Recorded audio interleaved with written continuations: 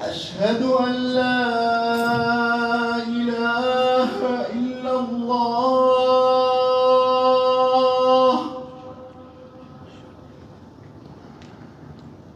أشهد أن لا إله إلا الله.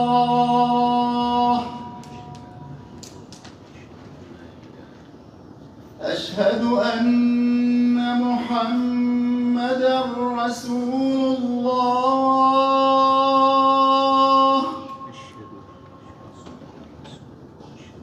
أشهد أن محمدًا رسول الله.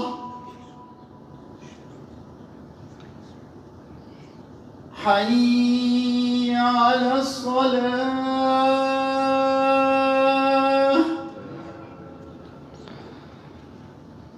حي على الصلاة.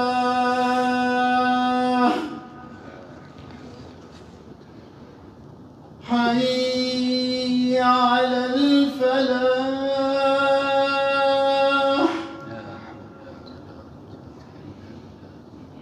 حي على الفلاح.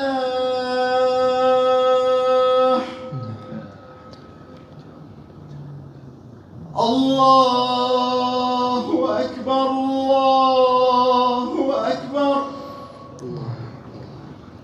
لا إله إلا الله.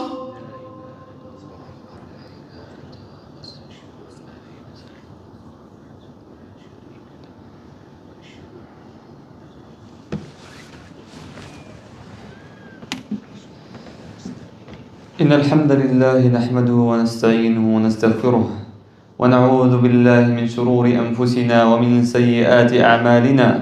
من يهده الله فلا مضل له ومن يضلل فلا هادي له. وأشهد أن لا إله إلا الله وحده لا شريك له. وأشهد أن محمدا عبده ورسوله وصفيه وخليله. أدى الأمانة وبلغ الرسالة ونصح للأمة وجاهد في الله حق جهاده حتى أتاه اليقين. صلوات ربي عليه وعلى آله وصحبه أجمعين وعنا معهم إلى يوم الدين. أعوذ بالله من الشيطان الرجيم. يا أيها الناس اتقوا ربكم إن زلزلة الساعة شيء عظيم يوم ترونها تذهل كل مرضعة عما أرضعت وتضع كل ذات حمل حملها وترى الناس سكارى وما هم بسكارى ولكن عذاب الله شديد. يا أيها الذين آمنوا اتقوا الله وقولوا قولا سديدا يصلح لكم أعمالكم ويغفر لكم ذنوبكم ومن يطع الله ورسوله فقد فاز فوزا عظيما. أما بعد, all praise is due to Allah, the most compassionate, the most merciful. Whoever Allah guides will never be misguided, and whoever Allah misguides will never be guided. And I bear witness that there is no God worthy of worship except Allah, and that Muhammad ﷺ is His servant and messenger. Now today's topic, inshallah, we're going to start with a story, and then we're going to try to link it to the message that we want to get out of it, inshallah. Throughout the Islamic history, there are many monumental events that had a huge impact on Islam and the journey of Islam to what we have today. And one of those is the Battle of Al-Khandaq, or the Battle of Trenches. And that battle was one of the toughest events that the Muslims had faced until that point. Why was that? The Battle of Khandaq had very severe conditions. It was cold during that time. There was low supplies, low food, low water. People were afraid. And just to put things in perspective, the Ahzab, which is the group of Quraysh and all the different tribes that Quraysh collected to defeat Islam and put an end to Islam and kill the Prophet and the companions, they collected 10,000 warriors, while the Muslims only had 3,000. Not only that, but they also made agreements with the tribes surrounding Medina to betray the treaty that they had with the Prophet ﷺ, and so Medina was exposed. You know, you have Quraysh attacking from one side, and you had the Jewish tribes from the back betraying the Muslims. And Allah subhanahu wa ta'ala describes the situation of the Muslims in Surah Al-Ahzab, and He says, إِذْ جَاءُوكُم مِّن فَوْقِكُمْ وَمِنْ أَسْفَلَ مِنْكُمْ وإذ زاغت الأبصار وبلغت القلوب الحناجر وتظنون بالله الظنون هنالك ابتلي المؤمنون وزلزلوا زلزالا شديدا. Remember when they came at you from east and west, when your eyes grew wild in horror and your hearts jumped into your throats, and you entertained conflicting thoughts about Allah. Then and there the believers were put to the test and were violently shaken. And so you can imagine the scene and the setting of this battle, and the Muslims and the Prophet ﷺ, before Quraysh came and the army came, he sat with the Sahaba and he did mashura. He talked to them, what do you think we should do? And Sayyidina Salman al-Farisi, he said, like in Persia, whenever anyone attacks us, he would build a trench. And so that's what they did. And they built the trench. Now after building the trench, that meant that the army was outside of Medina and the Muslims were protected behind the trench, and anyone comes close to the trench, they would shoot them with arrows. But how long can the Muslims go for this situation? As we said, supplies are short in Medina. You will have to go out at some point and resupply and get more. And that's where the story, where the hero of the story today comes in play, inshallah. And that hero's name is Na'im ibn Mas'ud, and he was from the tribe of Ghatafan. Now, Quraysh had multiple tribes with them, and one of them was Ghatafan. And Na'im, what was unique about him is he had accepted Islam secretly, and the tribes and the Ahzab did not know that he became Muslim, and he went to the Prophet ﷺ, and he told him, order me. Tell me what to do. How can I help? And so the Prophet ﷺ tells him, between us, you're one man. But on the other side, try to disrupt between them, try to separate between them as much as you can, as war is deception. And Na'im heard this and went right away. So first, Na'im also had a good reputation between most of the tribes. And so he used this reputation to help the Muslims. So he started with Bani Quraydah, which was one of the tribes, one of the Jewish tribes that surrounded Medina.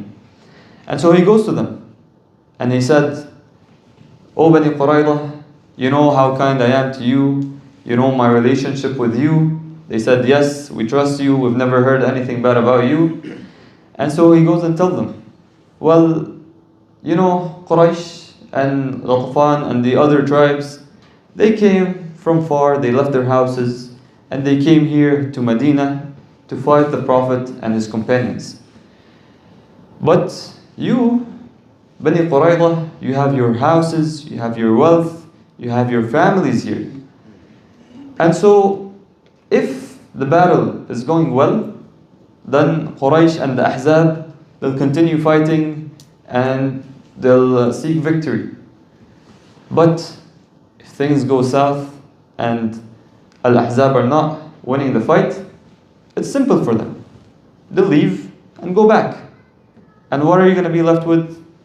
You're going to be left with fighting Muhammad and his companions.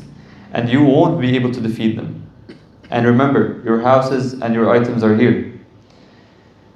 And he tells them, and I have a suggestion for you.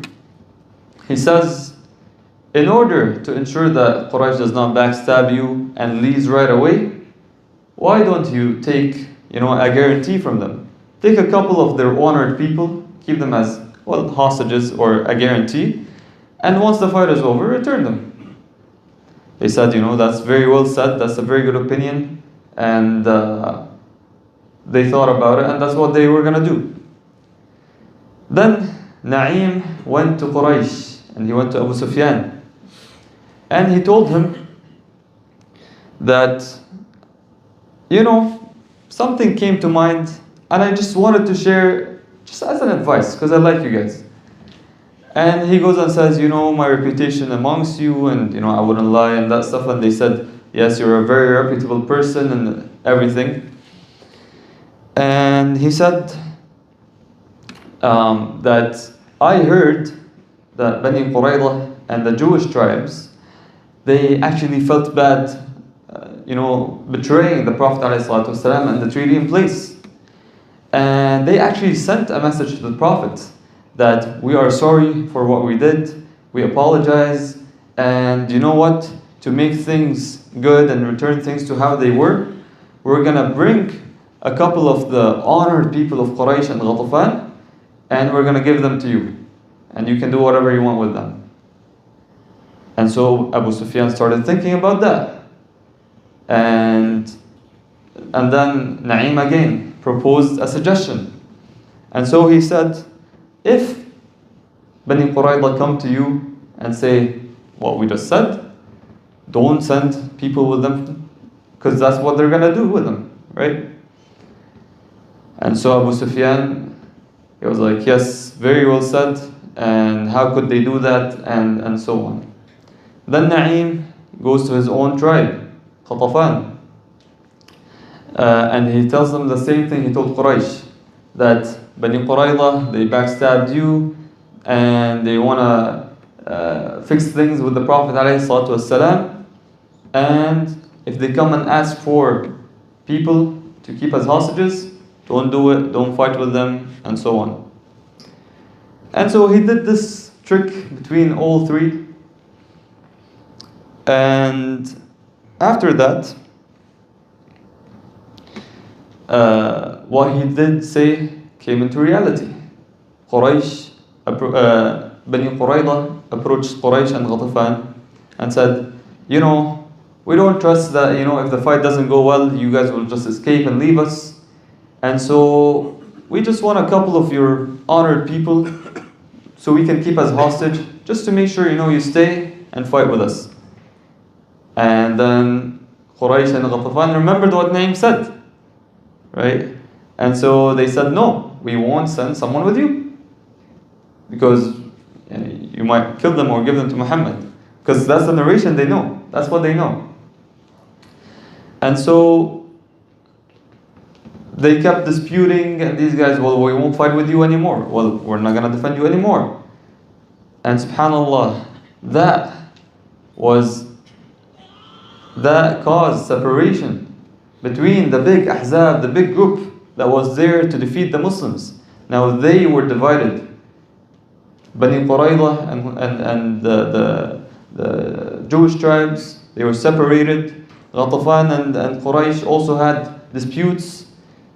And then Allah subhanahu wa ta'ala, on top of that, sends the winds, very severe winds, and cold winds that destroys all the tents and destroys all the things and the supplies that the Ahzab had when camping around.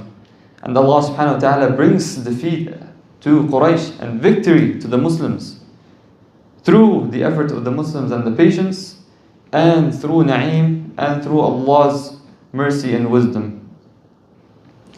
Now, the focus of the point is Sayyidina Na'im, right? He could have just joined the other side, fought with the Muslims, and we don't know what would have happened. He would have won, or but he realized he has a key spot, and he has a key figure and position. And he went to the Prophet ﷺ and he said, how can I help? What can I do? And he took initiative. And subhanAllah, one single man separated between an army of 10,000. So Sayyidina Na'im, he got the great honor and the support of the Muslims through what he was good at. He used the skills and the position and the right time and the right place to support the Muslims where they needed the most. His reputation, his mischief to dispute between them, and the Prophet ﷺ knew where to use him as well. And so these are the traits of a good leader, and these are the traits of a good follower as well. And I wanted to connect that to a verse in Surah Hud, where Sayyidina Hud says, قال يا قوم أرأيتم إن كنت على بينة من ربي ورزقني منه رزقا حسنا وما أريد أن أخالفكم إلى ما أنهاكم عنه إن أريد إلا الإصلاح ما استطعت وما توفيقي إلا بالله عليه توكلت وإليه منيب. Sayyidina Shu'aib said, O my people, consider if I stand on a clear proof from my Lord, and He has blessed me with a good provision from Him. I do not want to do what I am forbidding you from. I only intend to reform to the best of my ability. My success comes only through Allah. In Him I trust, and to Him I return. And the key focus here is وَإِنْ أُرِيدُ إِلَّا الْإِصْلَاحَ مَا اسْتَطَعْتُ. Right? I only want to fix and reform as much as I can. And this should be a slogan for all of us in this life. There's so much fixing to do in this life. There's so much wrong that needs to be fixed. And the Prophet ﷺ says, من رأى منكم منكرا فليغيره بيده فإن لم يستطع فبلسانه فإن لم يستطع فبقلبه وذلك أضعف الإيمان. Whoever sees a wrongdoing, then he should try to fix it with his hand. If not, then with his tongue. If not, then with his heart. And that's the weakest form of Iman. But the point being, mashallah, I see a lot of different demographics, different people, that we all do different things. We all are specialized in something. Whether we're doing it for work, whether we're studying something, we all are doing something special. But the question is, why are we doing it? What are we doing it for? And have we ever tried connecting it to support the ummah, to support our brothers and sisters, to support Islam? And I'm not telling you the answer is clear, because it's not. We might be doing whatever for work, right? We might have a hard skill or technical skill, and we're doing this narrow thing. But try to think out of the box. Look at how whatever you do, whatever you're good at, how can you tie it to this religion? Even if the time is not now. It's okay. Maybe down the line, the need is going to come. But you have to ensure that, okay, what I'm doing, I see a potential vision of connecting it to Islam. And with that, strive to be the best at what you do. Because as an ummah, we need people who are good at everything. And that's how the Sahaba were. Right? Sahaba, in the time of the Prophet ﷺ, you had the people who were great at politics, like Sayyidina Amr ibn al-As. You had the businessmen, Sayyidina Uthman ibn Affan and Abdurrahman ibn Auf. You had the poets who basically worked as the media. You had the people responsible for the army, like Sayyidina Khalid. You had all different types of people. And that's what the ummah needs in order to keep going up.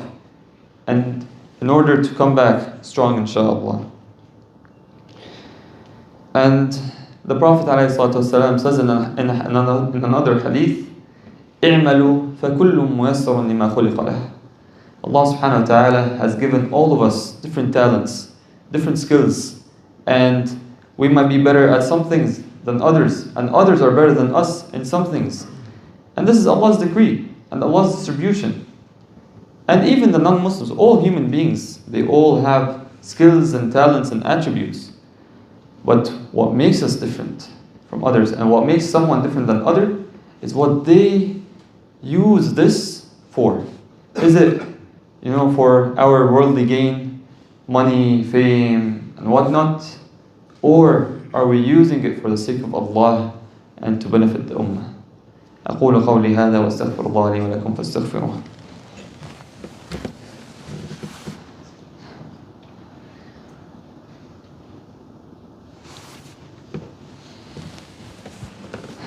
الحمد لله وحده والصلاة على من لا نبي بعده وأشهد أن لا إله إلا الله وحده لا شريك له وأن محمدا عبده ورسوله. And subhanallah, one verse that if we truly understand it and truly remember it all the time, we're going to try to connect everything we do in our life to Allah subhanahu wa ta'ala. Allah says, قل إن صلاتي ونسكي ومحياي ومماتي لله رب العالمين. Say, O Prophet, surely my prayer, my sacrifice, my life and death are all for Allah, Lord of all worlds. And that's how our life should be. Whether you're doing something, work, school, whether you're doing ibadah, whether you're doing something for fun, everything, as long as the intention is to please Allah subhanahu wa ta'ala, then you will be rewarded for every single second that you are living for. And that's how our life should be. And that's what we should learn from what we've seen in the past 11 months happening in Palestine. Everyone just shifted their focus to how can I benefit, my brothers and sisters over there. And sure, we're here. We have a different role. But the same point, we're the same human beings. Same skills, same attributes. But look at how can you benefit at the right time and at the right place. If you are good with people and you have good social skills, consider doing a da'wah training and talking people into da'wah. If you're interested in history and you're good at storytelling, then learn about the seerah and teach others, right? Teach the younger kids.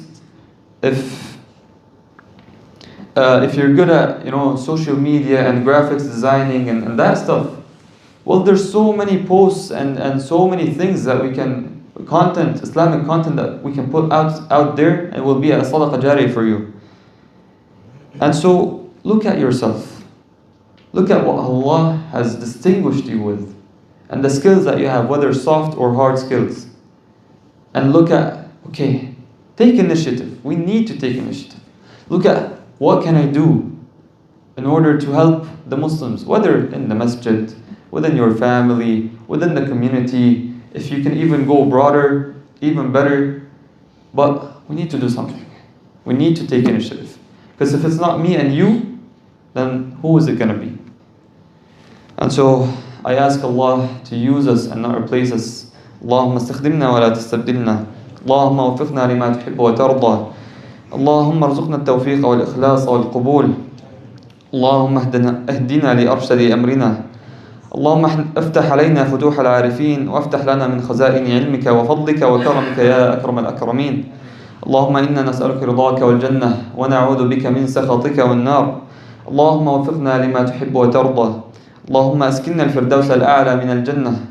اللهم ارزقنا حسن الخاتمة والشهادة في سبيلك. اللهم ارحم موتانا واشف مرضانا وعاف مبتلانا وارفع البلاء عنا يا رب العالمين. ربنا آتنا في الدنيا حسنة وفي الآخرة حسنة وقنا عذاب النار. إن الله يأمر بالعدل والإحسان وإيتاء ذي القربى وينهى عن الفحشاء والمنكر والبغي يعظكم لعلكم تذكرون وأقيموا الصلاة.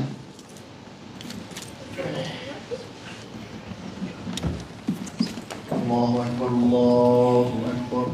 أشهد أن لا إله إلا الله. أشهد أن محمدا رسول الله. حي على الصلاة حي على الصلاة حي على